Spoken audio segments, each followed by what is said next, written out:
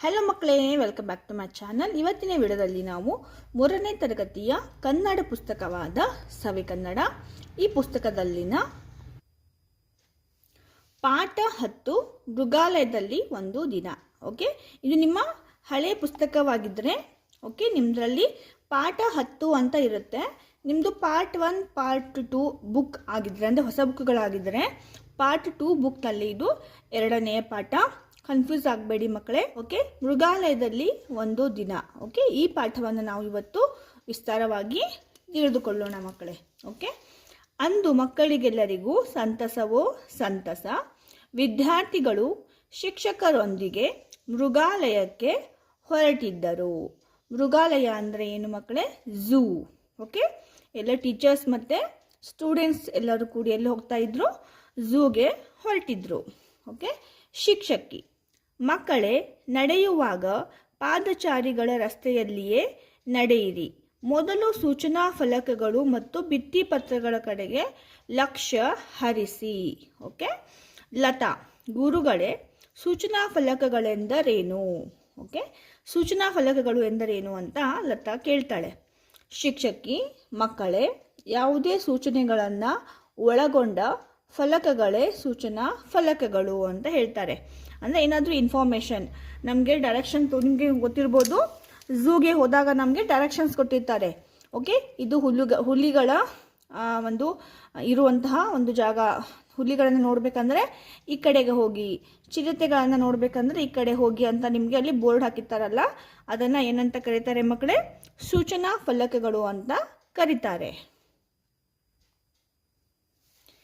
ಆದರ್ಶ್: ಗುರುಗಳೇ, ಇದು ಶಾಲಾ ವಲಯ, ನಿಧಾನವಾಗಿ ಚಲಿಸಿ ಎಂದು ಅಲ್ಲಿ ಬರೆದಿದೆ, ಏಕೆ? ಓಕೆ, ಆದರ್ಶ್ ಕೇಳ್ತಾನೆ. ನೋಡಿ ಇಲ್ಲಿ ಶಾಲಾ ವಲಯ. ಓಕೆ, ಶಾಲಾ ವಲಯ ನಿಧಾನವಾಗಿ ಚಲಿಸಿ ಅಂತ ನೋಡಿ ಇಲ್ಲಿ ಪಿಂಕ್ ಕಲರ್ ಕಾಣಿಸ್ತಾ ಇದೆಯಲ್ಲ, ಇದರಲ್ಲಿ ಬರೆದಿದ್ದಾರೆ. ಗುರುಗಳೇ, ಇದು ಶಾಲಾ ವಲಯ ನಿಧಾನವಾಗಿ ಚಲಿಸಿ ಎಂದು ಅಲ್ಲಿ ಬರೆದಿದ್ದಾರೆ, ಏಕೆ? ಹಾಗೆ ಇದು ಯಾಕೆ ಬರೆದಿದ್ದಾರೆ ಅಂತ ಯಾರು ಕೇಳ್ತಾರೆ? ಆದರ್ಶ್ ಕೇಳ್ತಾನೆ. ನವ್ಯ: ಆದರ್ಶ್, ಶಾಲಾ ಮಕ್ಕಳು ಅಲ್ಲಿ ರಸ್ತೆ ದಾಟುವುದರಿಂದ ಚಾಲಕರು ವಾಹನಗಳನ್ನು ಎಚ್ಚರಿಕೆಯಿಂದ ಚಲಾಯಿಸಬೇಕು ಎನ್ನುವ ಕಾರಣಕ್ಕಾಗಿ ಈ ಫಲಕವನ್ನು ಹಾಕಿದೆ ಅಲ್ಲವೇ ಗುರುಗಳೇ ಅಂತ ಕೇಳ್ತಾಳೆ. ಓಕೆ, ಅಲ್ಲಿ ಸ್ಕೂಲ್ ಬಿಟ್ಟ ತಕ್ಷಣ ಅಥವಾ ಬೆಳಗ್ಗೆ ಸ್ಕೂಲ್ಗೆ ಮಕ್ಕಳು ಹೋಗ್ತಾ ಇರ್ತಾರಲ್ಲ, ಸೊ ಆವಾಗ ಮಕ್ಕಳು ಓಡಾಡ್ತಾ ಇರ್ತಾರೆ. ಸೊ ಹಾಗಾಗಿ ವಾಹನಗಳು ನಿಧಾನವಾಗಿ ಚಲಿಸಬೇಕು, ಮಕ್ಕಳು ಓಡಾಡ್ತಾ ಇರ್ತಾರೆ ಅಂತ ಹೇಳಲಿಕ್ಕೆ ಫಲಕವನ್ನು ಹಾಕಿದ್ದಾರೆ ಅಂತ ನವ್ಯ ಹೇಳ್ತಾಳೆ. ಶಿಕ್ಷಕ: ಹೌದು ನವ್ಯ, ನೀನು ಹೇಳಿದ್ದು ನಿಜ. ರಮ್ಯಾ ಪಲ್ಸ್ ಪೋಲಿಯೋದ ಭಿತ್ತಿಪತ್ರವನ್ನು ತೋರಿಸುತ್ತಾ: ಅಲ್ಲಿ ಮೇಲೆ ಅಂಟಿಸಿರುವುದು ಸೂಚನಾ ಫಲಕವೇ ಟೀಚರ್? ಓಕೆ, ಶಿಕ್ಷಕಿ: ಅಲ್ಲ ರಮ್ಯಾ, ಅದು ಭಿತ್ತಿಪತ್ರ. ಓಕೆ, ಜಾನ್ವಿ: ಭಿತ್ತಿಪತ್ರ ಹಾಗೆಂದರೆ ಏನು ಟೀಚರ್? ಭಿತ್ತಿಪತ್ರ ಎಂದರೇನು ಅಂತ ಟೀಚರ್ಗೆ ಯಾರು ಕೇಳ್ತಾರೆ? ಜಾನ್ವಿ ಕೇಳ್ತಾಳೆ. ಶಿಕ್ಷಕಿ: ಮಕ್ಕಳೇ, ಇಲ್ಲಿ ಕೇಳಿ. ಭಿತ್ತಿ ಅಂದರೆ ಗೋಡೆಗೆ ಅಂಟಿಸಿರುವ ಪತ್ರಗಳೇ ಭಿತ್ತಿ ಪತ್ರಗಳು. ಅವು ದೊಡ್ಡದಾಗಿದ್ದು ಸಂದೇಶವನ್ನು ಸ್ಪಷ್ಟವಾಗಿ ಹಾಗೂ ಆಕರ್ಷಕವಾಗಿ ನಮಗೆ ತಿಳಿಸುತ್ತವೆ ಅಲ್ಲದೆ ಕೆಲವೊಂದು ಭಿತ್ತಿಪತ್ರಗಳು ಚಿತ್ರದೊಂದಿಗೆ ಕೂಡ ಇರುತ್ತವೆ. ಓಕೆ, ಭಿತ್ತಿಪತ್ರ ಅಂದರೆ ಏನು ಅಂತ ಇಲ್ಲಿ ಶಿಕ್ಷಕಿ ಹೇಳ್ತಾ ಇದ್ದಾರೆ. ಭಿತ್ತಿ ಅಂದರೆ ಗೋಡೆಗೆ ಅಂಟಿಸಿರುವ ಪತ್ರವನ್ನು ನಾವು ಭಿತ್ತಿಪತ್ರಗಳು ಅಂತ ಹೇಳ್ತೀವಿ. ಅನುಷಾ: ಅಲ್ಲಿ ನೋಡಿ, ಮೃಗಾಲಯಕ್ಕೆ ದಾರಿ ಎಂದು ಬರೆದಿದೆ. ಓಕೆ, ಹೌದು. ಗೋಪಿ: ಹೌದು, ಅದು ಸೂಚನಾ ಫಲಕ. ಶಿಕ್ಷಕ: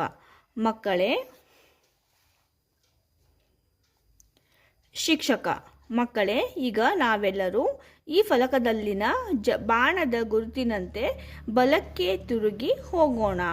ನಾನು ಹೋಗಿ ಟಿಕೆಟ್ ತರುವೆ, ಅನಂತರ ಎಲ್ಲರೂ ಒಳಗೆ ಹೋಗೋಣ.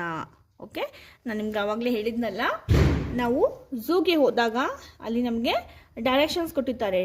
ಟೈಗರ್ಸ್ನ ನೋಡಬೇಕು ಅಂದರೆ ನೀವು ಲೆಫ್ಟಿಗೆ ಹೋಗಿ, ಚಿರತೆಗಳನ್ನು ನೋಡಬೇಕು ಅಂದರೆ ರೈಟಿಗೆ ಹೋಗಿ, ಓಕೆ, ಈ ಥರ ಕ್ರೊಕೊಡೈಲ್ಸ್ನ ಇದು ಇದ್ದರೆ ಸೊ ಅಲ್ಲಿ ಡೈರೆಕ್ಷನ್ಸನ್ನು ಹಾಕಿರ್ತಾರೆ. ನಾವು ಅಕಾರ್ಡಿಂಗ್ ಟು ದ್ಯಾಟ್ ನಾವು ಹೋಗ್ತೀವಲ್ಲ ಮಕ್ಕಳೇ, ಅದೇ ರೀತಿ ಇಲ್ಲಿ ಅವರು ಏನಂತ ಬರೆದಿದ್ದಾರೆ, ಮೃಗಾಲಯಕ್ಕೆ ದಾರಿ ಅಂತ ಬರೆದಿದ್ದಾರೆ. ಅಲ್ಲಿ ಝೂಗೆ ಹೋಗೋಕ್ಕೆ ದಾರಿ, ಎಂಟ್ರೆನ್ಸ್ ಯಾವ ಕಡೆಯಿಂದ ಹೋಗಬೇಕು ಅಂತ ಅಲ್ಲಿ ಬರೆದಿರ್ತಾರೆ. ಓಕೆ, ಈಗ ಮಕ್ಕಳೆಲ್ಲರೂ ಒಂದೆಡೆ ನಿಂತರು. ಅಷ್ಟರಲ್ಲಿ ಗುರುಗಳು ಟಿಕೆಟ್ ತಂದರು. ಎಲ್ಲರೂ ಸಾಲಾಗಿ ಒಳಗೆ ಹೋದರು. ಒಳಗೆ ವಿವಿಧ ಪ್ರಾಣಿಗಳು, ಪಕ್ಷಿಗಳು, ಹೂಗಳು ಮಕ್ಕಳನ್ನು ಆಕರ್ಷಿಸಿದವು. ರೇವಂತನು ಒಂದು ಕಲ್ಲನ್ನೆತ್ತಿ ಚಿಂಪಾಂಜಿಗೆ ಹೊಡೆಯಲು ಹೋದ. ಓಕೆ, ಏನು ಮಾಡ್ತಾನೆ, ಒಂದು ಕಲ್ಲನ್ನು ತಗೊಂಡ್ಬಿಟ್ಟು ಅವನು ಚಿಂಪಾಂಜಿಗೆ ಹೊಡೆಯೋಕ್ಕೆ ಹೋಗ್ತಾನೆ. ಆದರ್ಶ್, ರೇವಂತ್, ಅದಕ್ಕೆ ಕಲ್ಲು ಹೊಡೆಯಬೇಡ, ಅಲ್ಲಿರುವ ಸೂಚನಾ ಫಲಕವನ್ನು ಓದು. ಸೂಚನಾ ಫಲಕವನ್ನು ಓದಿದ ರೇವಂತನು ಜೋರಾಗಿ, ಪ್ರಾಣಿಗಳನ್ನು ಹಿಂಸಿಸಬಾರದು ಮತ್ತು ಅವುಗಳಿಗೆ ತಿಂಡಿ ತಿನಿಸುಗಳನ್ನು ಕೊಡಬಾರದು. ರೇವಂತ್, ಕ್ಷಮಿಸಿ, ಪ್ರಾಣಿಗಳನ್ನು ಹಿಂಸಿಸಬಾರದು ಸರಿ, ಆದರೆ ತಿಂಡಿ ತಿನಿಸುಗಳನ್ನು ಏಕೆ ಕೊಡಬಾರದು ಸರ್? ಶಿಕ್ಷಕ, ಮಕ್ಕಳೇ, ಪ್ರಾಣಿಗಳನ್ನು ನೋಡಿಕೊಳ್ಳುವವರೇ ಅವುಗಳಿಗೆ ಸಾಕಷ್ಟು ಆಹಾರವನ್ನು ಕೊಡುತ್ತಾರೆ. ಇಲ್ಲಿಗೆ ಬರುವವರೆಲ್ಲರೂ ಆಹಾರವನ್ನು ಕೊಡುತ್ತಾ ಹೋದರೆ ಅವುಗಳ ಆರೋಗ್ಯ ಕೆಡಬಹುದು, ಇಲ್ಲವೇ ಕೆಲವು ಪ್ರಾಣಿಗಳಿಂದ ನಮಗೆ ತೊಂದರೆಯಾಗಬಹುದು. ಹೀಗೆ ಮಾತನಾಡುತ್ತಾ ಹೋಗುವಾಗ ಶಶಾಂಕನು ಜೋರಾಗಿಯೇ, ಅಲ್ಲಿ ನೋಡ್ರೋ, ಗೊರಿಲ್ಲಾ, ಆನೆ, ಹುಲಿ, ಕಾಡೆಮ್ಮೆ, ಜಿಂಕೆ, ಕೋತಿ, ಜಿರಾಫೆಗಳನ್ನು, ಆಹಾ, ನೋಡೋಕೆ ಎಷ್ಟು ಚೆನ್ನಾಗಿವೆ ಎಂದನು. ಶಿಕ್ಷಕಿ, ಹೌದು, ನಿಮಗೆ ಅವುಗಳ ಬಗ್ಗೆ ಇನ್ನಷ್ಟು ವಿವರಗಳನ್ನು ತಿಳಿಸುತ್ತೇನೆ. ಬೇಬಿ, ಅಲ್ಲಿ ನೋಡ್ರೋ, ಆನೆ ಹೇಗೆ ತನ್ನ ಸೊಂಡಿಲಿನಿಂದ ನೀರನ್ನು ಸುರಿದುಕೊಳ್ತಾ ಇದೆ. ಸುಮತಿ, ಹೌದು, ಎಷ್ಟು ಚೆನ್ನಾಗಿದೆ ಅಲ್ವಾ ನೋಡಲಿಕ್ಕೆ. ಮೇರಿ, ಸರ್, ಅಲ್ಲಿ ನೋಡಿ, ಮಂಗ ಅಲ್ಲಿರುವ ಸೂಚನಾ ಫಲಕವನ್ನು ತಿರುಗಿಸುತ್ತಿದೆ. ಶಿಕ್ಷಕ, ಹೌದು ಮೇರಿ, ಅದು ಸೂಚನಾ ಫಲಕವನ್ನು ತಿರುಗಿಸುತ್ತಾ ಆಟವಾಡುತ್ತಿದೆ. ಪಕ್ಷಿಗಳ ವಿಭಾಗಕ್ಕೆ ದಾರಿ ಎಂದು ಅದರಲ್ಲಿ ಬರೆದಿದೆ. ಲಕ್ಷ್ಮಿ, ಟೀಚರ್, ಸೂಚನಾ ಫಲಕವನ್ನು ತಿರುಗಿಸಿ ಮಂಗ ಮರ ಹತ್ತಿ ಹೋಯಿತು. ಶಿಕ್ಷಕಿ, ಹೌದು, ಸೂಚನಾ ಫಲಕವನ್ನು ತಿರುಗಿಸಿ ಬಿಟ್ಟರೆ ವೀಕ್ಷಕರಿಗೆ ತುಂಬ ತೊಂದರೆ ಆಗುತ್ತದೆ. ಮುಮ್ತಾಜ್, ಛೇ, ಮಂಗವು ಸೂಚನಾ ಫಲಕವನ್ನು ತಿರುಗಿಸಿದ್ದರಿಂದ ಪಕ್ಷಿಗಳ ವಿಭಾಗಕ್ಕೆ ಹೋಗುವುದರ ಬದಲಾಗಿ ಹೊರಗೆ ಹೋಗಬೇಕಾಗುತ್ತದೆ ಅಲ್ಲವೇ? ಸುಮನ್, ಪಾಪ, ಎಷ್ಟು ತೊಂದರೆಯಾಗುತ್ತದೆ ಅಲ್ಲವೇ? ಇದನ್ನು ಯಾರು ಸರಿಪಡಿಸುತ್ತಾರೆ? ಶಿಕ್ಷಕ, ಇಲ್ಲಿ ಪ್ರಾಣಿಗಳನ್ನು ನೋಡಿಕೊಳ್ಳುವವರೇ ಇವುಗಳನ್ನೆಲ್ಲ ಸರಿಪಡಿಸುತ್ತಾರೆ. ನಾನಿದನ್ನು ಅವರ ಗಮನಕ್ಕೆ ತರುತ್ತೇನೆ. ಶಾರೂನ್, ಹೇ, ಎಲ್ಲ ಇಲ್ಲಿ ಬಂದ್ರೋ, ಇಲ್ಲಿ ತುಂಬ ಹಾವುಗಳಿವೆ. ಅಬ್ಬಾ, ನೋಡಿದರೆ ಮೈ ಜುಮ್ಮೆನ್ನುತ್ತೆ. ಎಲ್ಲರೂ ಹೌದೌದು ಎಂದರು.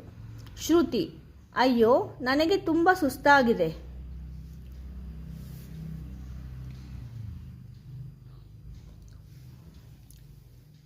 ಶಿಕ್ಷಕಿ, ಸರಿ, ನೀವೆಲ್ಲ ಇಲ್ಲಿರುವ ಕಲ್ಲಿನ ಬೆಂಚಿನ ಮೇಲೆ ಕುಳಿತುಕೊಳ್ಳಿ.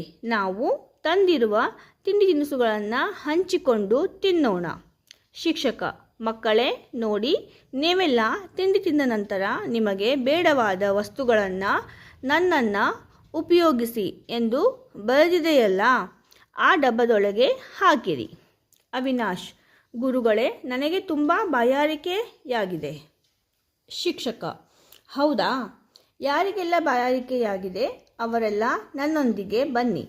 ಅಲ್ಲಿರುವ ನಳದ ಬಳಿ ಹೋಗಿ ನೀರು ಕುಡಿಯುವ. ಮಕ್ಕಳು ಶಿಕ್ಷಕರೊಂದಿಗೆ ಹೋಗಿ ನೀರು ಕುಡಿದರು. ಶಶಾಂಕ್, ಧನುಷ್, ಅಲ್ಲಿ ನೋಡು, ಇಲ್ಲಿಯೂ ಕೂಡ ಗೋಡೆಯ ಮೇಲೆ ಬರೆದಿದೆ. ಧನುಷ್, ಹೌದು, ನೀರು ಅಮೂಲ್ಯವಾದದ್ದು, ಮಿತವಾಗಿ ಬಳಸಿ ಎಂದಿದೆ. ಶಿಕ್ಷಕಿ, ನೀವೆಲ್ಲರೂ ತುಂಬ ಜಾಣ ಮಕ್ಕಳು. ಇಂದು ನೀವು ಎಷ್ಟೋ ವಿಚಾರಗಳನ್ನು ತಿಳಿದುಕೊಂಡಿರಿ. ಈಗ ನಾವು ಪಕ್ಷಿಗಳನ್ನು ನೋಡಲು ಹೋಗೋಣ ಎಲ್ಲರೂ ಪಕ್ಷಿಗಳನ್ನು ನೋಡಲು ತೆರಳಿದರು. ಮಕ್ಕಳೇ, ಹಾಗಾದರೆ ನೋಡಿದ್ರಲ್ಲ, ಈ ಪಾಠದಲ್ಲಿ ನಾವು ಏನನ್ನ ಕಲಿತ್ವಿ? ಸೂಚನಾ ಫಲಕಗಳು ಎಂದರೇನು, ಭಿತ್ತಿಪತ್ರಗಳು ಎಂದರೇನು, ಹಾಗೂ ನಾವು ಮೃಗಾಲಯಕ್ಕೆ ಅಥವಾ ಝೂಗೆ ಹೋದಾಗ ಅಲ್ಲಿ ನಾವು ಏನನ್ನು ಗಮನದಲ್ಲಿ ಇಟ್ಕೊಳ್ಬೇಕು, ಆಮೇಲೆ ಪ್ರಾಣಿಗಳಿಗೆ ನಾವು ಹಿಂಸೆಯನ್ನು ಕೊಡಬಾರದು, ಓಕೆ, ಅವುಗಳಿಗೆ ಏನನ್ನು ಕೂಡ ಆಹಾರ ನಾವು ಹಾಕಬಾರ್ದು ಅಲ್ಲಿ ಅಂತೆಲ್ಲ ತಿಳ್ಕೊಂಡ್ವಿ ಮಕ್ಕಳೇ. ನಿಮಗೆ ಈ ವಿಡಿಯೋ ಇಷ್ಟ ಆಗಿದೆ ಅಂತ ಅಂದ್ಕೊಳ್ತೀನಿ. ಇಷ್ಟ ಆಗಿದ್ದರೆ ಒಂದು ಲೈಕನ್ನು ಮಾಡಿ. ಇದೇ ರೀತಿಯ ಹೆಚ್ಚಿನ ವಿಡಿಯೋಗಳಿಗಾಗಿ ನಮ್ಮ ಚಾನಲನ್ನು ಸಬ್ಸ್ಕ್ರೈಬ್ ಮಾಡ್ಕೊಳ್ಳೋದನ್ನು ಮರಿಬೇಡಿ. ಮುಂದಿನ ವಿಡಿಯೋದಲ್ಲಿ ನಾವು ಮೃಗಾಲಯದಲ್ಲಿ ಒಂದು ದಿನ, ಓಕೆ, ಈ ಪಾಠದ ನೋಟ್ಸನ್ನು ನಿಮಗೆ ನಾನು ಶೇರ್ ಮಾಡ್ತೀನಿ ಮಕ್ಕಳೇ. ಆ ನೋಟ್ಸ್ ನಿಮಗೆ ಬೇಕಾದಲ್ಲಿ ನಮ್ಮ ಚಾನಲನ್ನು ಸಬ್ಸ್ಕ್ರೈಬ್ ಮಾಡ್ಕೊಳ್ಳೋದನ್ನು ಮರಿಬೇಡಿ. ಸಬ್ಸ್ಕ್ರೈಬ್ ಮಾಡ್ಕೊಳ್ಳೋದ್ರಿಂದ ನಿಮಗೆ ನಾನು ವಿಡಿಯೋ ಅಪ್ಲೋಡ್ ಮಾಡಿದ ಕೂಡಲೇ ಒಂದು ನೋಟಿಫಿಕೇಷನ್ ಬರುತ್ತೆ. ಆದಷ್ಟು ಬೇಗ ನೀವು ನಮ್ಮ ವಿಡಿಯೋಸ್ನ ನೋಡ್ಬೋದು. ಹಾಗಾದರೆ ಥ್ಯಾಂಕ್ಸ್ ಫಾರ್ ವಾಚಿಂಗ್.